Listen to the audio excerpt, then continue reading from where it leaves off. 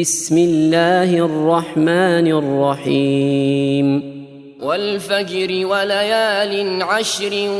والشفع والوتر والليل إذا يسر هل في ذلك قسم لذي حجر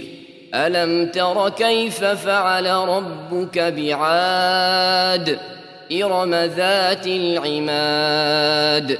التي لم يخلق مثلها في البلاد وثمود الذين جابوا الصخر بالواد وفرعون ذي الأوتاد الذين طغوا في البلاد فأكثروا فيها الفساد فصب عليهم ربك سوط عذاب إن ربك لبالمرصاد فأما الإنسان إذا ما ابتلاه ربه فأكرمه ونعمه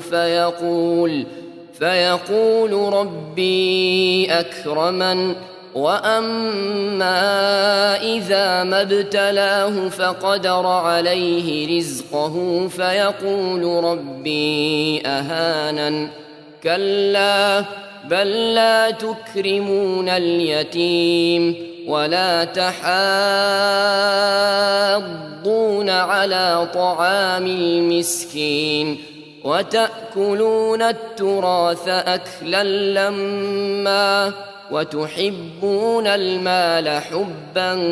جما كلا إذا دكت الأرض دكا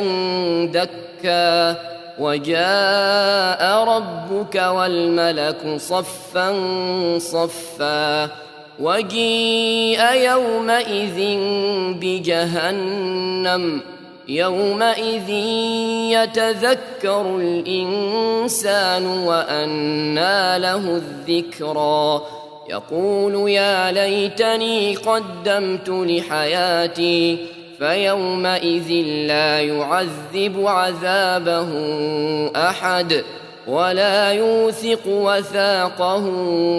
أحد يا أيتها النفس المطمئنة ارجعي إلى ربك راضية مرضية فادخلي في عبادي وادخلي جنتي اللہ کا فرما علم نشرح لك صدرك منصوب رجس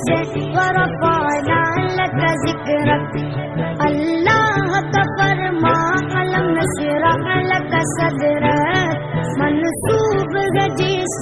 ورفعنا لك ذكرك جس ذات کا